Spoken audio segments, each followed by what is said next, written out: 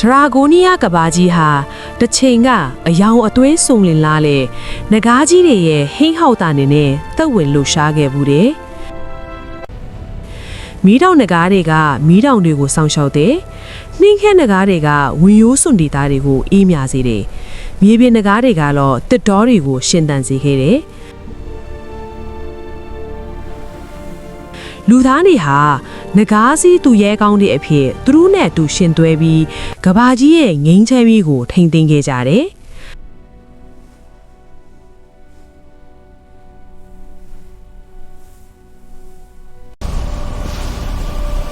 ဒါပေမဲ့လွန်ခဲ့တဲ့နှစ်ပေါင်း900က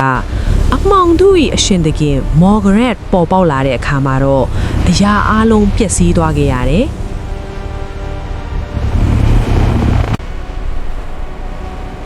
မော်ဂရက်ဟာငကားရီရဲ့ဝိညာဉ်ကိုစုပ်ယူနိုင်တဲ့အမှောင်ကတ်ဆိုးမော်တက်ကိုအသုံးပြုပြီးငကားကြီးတွေကိုတကောင်ပြီးတကောင်ကြောက်ရွံ့တွေအဖြစ်ပြောင်းလဲဖြစ်ခဲ့တယ်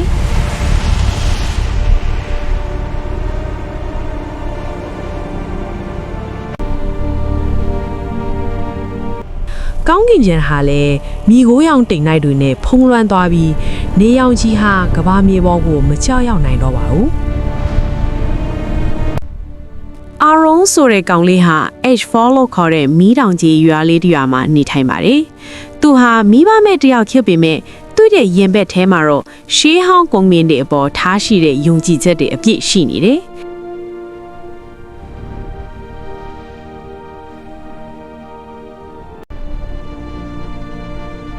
ရွာသားတွေကငကားဆိုတာဒန္တာရီပဲလို့ပြောကြပေမဲ့အာရွန်ကတော့ကောင်းကင်ကိုကြည့်ရင်ငကားကြီးတွေပြန်လာမယ့်ရက်ကိုအမြဲစောင့်မျှော်နေခဲ့တယ်။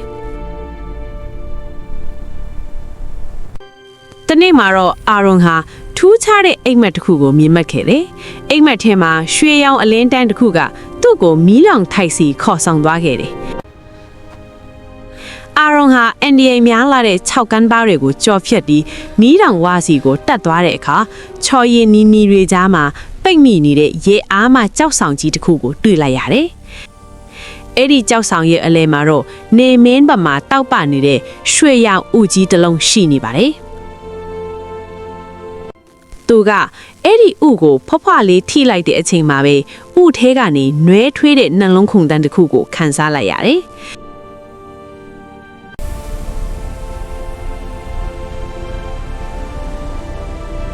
မကြောက်ပါနဲ့ငါမင်းကိုကယ်ပါမယ်လို့အာရွန်ကတိုးတိုးလေးပြောလိုက်တဲ့အခါဥခွန်ဟာအကွဲသွားပြီးရွှေရောင်တောက်နေတဲ့ငကားပေါက်လေးတစ်ကောင်ထွက်လာခဲ့တယ်။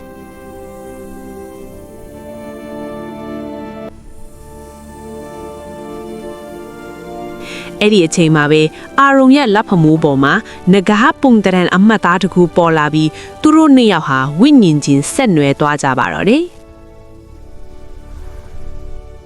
အာရွန်ဟာငကားလေးကိုအဂနီလို့အမည်ပေးခဲ့တယ်။အဂနီဟာရွှေရောင်အကြီးခွန်တွေနဲ့မျက်လုံးတွေကလည်းမီးတောက်တီလိုတောက်ပနေပါတယ်။သူတို့ဟာမီးတောင်တွေကလွှဲ့ကူတစ်ခုမှာပုံအောင်ရင်အတူတူကြီးပြင်းလာခဲ့ကြတယ်။အာရွန်ဟာအဂနီကိုဘလို့ပြန်တန်းရမလဲဆိုတာသင်ပေးသလိုအဂနီကလည်းအာရွန်ကိုရှီအောင်ငကားစကလုံးတွေနဲ့မော်အတက်တွေကိုသင်ကြားပေးခဲ့ပါတယ်။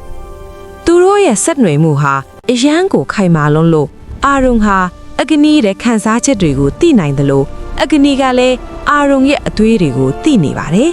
။ငါတို့ဟာဒရာကိုနီးယားရဲ့နောက်ဆုံးမျှော်လင့်ချက်ပဲလို့အဂနီကဝိညာဉ်ကတဆင့်ပြောလိရှိပါတယ်။သူတို့ဟာဒီနေ့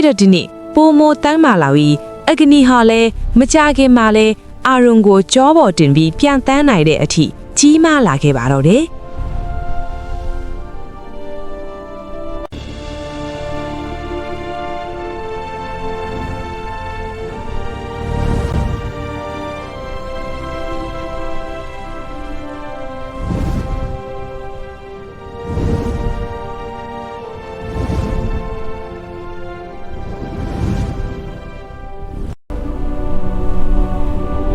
မော်ဂရက်ဟာကဘာပေါ်မှာငကားတကောင်အသက်ပြန်ဝင်လာတာကိုသူ့ရဲ့အမှောင်မှန်ကူမတဆင်သိတော်ခဲ့တယ်။အရီနာသူဟာသူ့ရဲ့အကြောက်ရားဆုံးစစ်ဦးစီးမှုဘဲလ်ကိုခေါ်လိုက်တယ်။ ပြီးတော့အရေးစစ်တဲ့တော့ထောင်ပေါင်းများစွာကိုအာရွန်တို့နောက်လွှတ်လိုက်ပါတယ်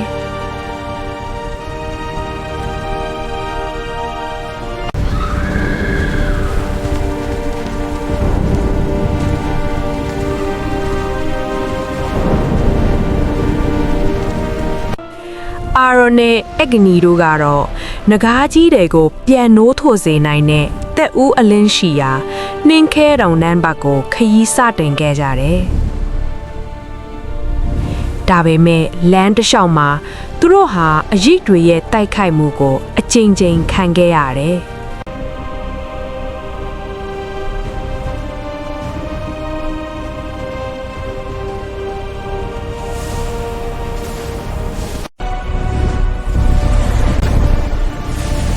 တခါမှာတော့အာရွန်ပြင်းပြင်းထန်ထန်ဒဏ်ရာရသွားခဲ့တယ်။ဒါပေမဲ့အဂနီကသူ့ရဲ့ကိုယ်ပိုင်အလင်းတန်းတွေနဲ့အာရွန်ကိုကာကွယ်ပေးခဲ့တယ်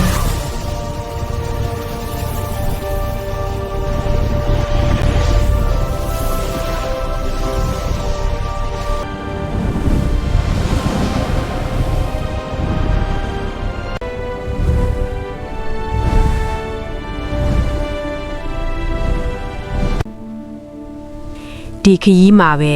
သူတို့ဟာအယ်လာဆိုတဲ့မော်ဆီယာမာလေးနဲ့တွေ့ဆုံခဲ့ကြတယ်။အယ်လာကတော့အမောင်တို့ကိုခဏတားဆီးနိုင်တဲ့အကာအကွယ်ဂါးထားတဲ့နဲ့သူတို့ကိုကူညီပေးခဲ့တယ်။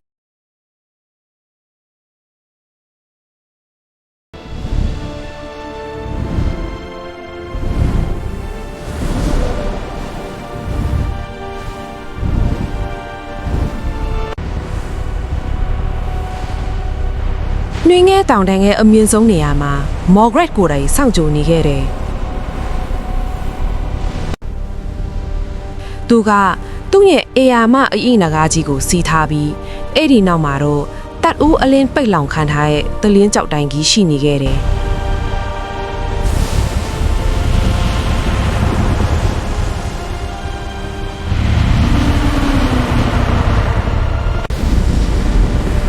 အဲ့ဒီနောက်တိုက်ပွဲကကောင်းကင်ယံမှာပြင်းပြင်းထန်ထန်စတင်ဖြစ်ပွားခဲ့တယ်။အဂနီရဲ့ရွှေရောင်မီးလံတွေမော်ဂရက်ရဲ့အနက်ရောင်မှော်လိုင်းတွေနဲ့ပြင်းထန်စွာရိုက်ခတ်တိုက်မိခဲ့တယ်။အဲ့ဒီအင်အားကြောင့်တောင်တိုင်းဤတစ်ခုလုံးတုန်ခါသွားခဲ့တယ်။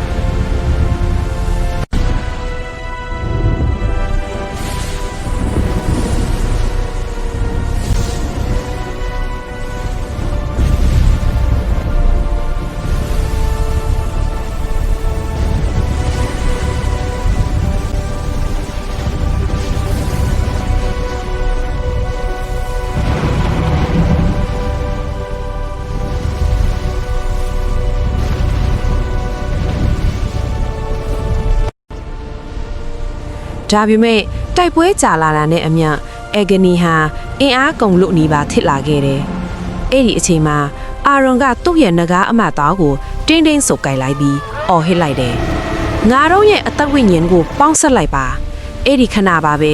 အာရွန်နဲ့အဂနီတို့နှစ်ယောက်လုံးဟာအလင်းတန်းတစ်ခုတည်းအဖြစ်ပြောင်းလဲသွားခဲ့တယ်။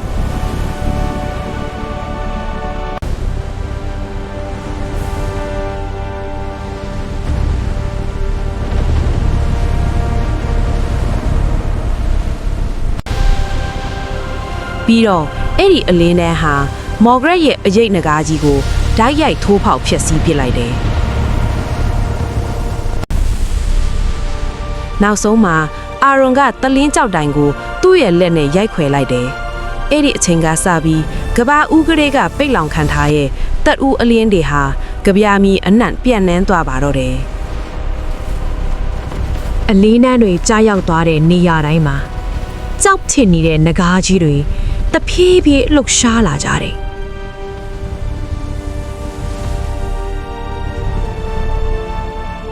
စိမ့်လန်းတဲ့နဂါးတွေအပြာရောင်ရေနဂါးတွေဖြူစင်တဲ့လေနဂါးတွေကလည်းတကောင်ပြီးတကောင်အသက်ပြန်ဝင်လာကြတယ်။ပြီးတော့သူတို့ဟာကောင်းကင်ယံကိုတခဲနဲ့ပြန်တက်လာကြပြီးအမှောင်တို့ကိုမောင်းထုတ်ပစ်လိုက်ကြတယ်။မော်ဂရက်ဟာလည်းအလေးနံကိုမခံနိုင်တော့ပဲပြာအဖစ်ပြောင်းလဲပြီး ကွဲပြောက်သွားခဲ့တယ်။အဲ့ဒီနောက်ဒရာဂိုနီးယားကဘာကြီးဟာပြန်လဲစိမ့်လန်းဆိုပြေးလာခဲ့တယ်။နီယောင်ကြီးဟာလည်းတဖန်ပြန်လဲထွန်းလင်းလာခဲ့တယ်။အာရွန်ဟာနဂါးစီသူရဲခေါင်းများရဲ့ဘီရင်အဖြစ်တင်မြောက်ခံပြီးအက်နီနဲ့အကျူကဘာကြီးကိုငိမ့်ချမ်းစွာအုပ်ချုပ်ခဲ့တယ်။လူသားတွေဟာလည်းနဂါးတွေကိုကြောက်ရွံ့စရာတရဝါတွေအဖြစ်မဟုတ်တော့ပဲတငယ်ချင်းတွေအဖော်မွန်တွေအဖြစ်ပြန်လဲလက်ခံခဲ့ကြတယ်။အခုထိတိုင်ဟောင်း Ashford ရွာနီးရဲ့ကလေးတွေဟာညဘက်မှာကောင်းကင်ကိုကြည့်ရင်ရွှေရောင်တောက်ပတဲ့ကျဲတပွင့်ပြန်တန်းသွားတာကိုမြင်အာရွန်နဲ့အက်ဂနီတို့ကင်းလေနေတာပဲလို့ယုံယုံကြည်ကြည်ပြောဆိုနေကြပါတော့တယ်။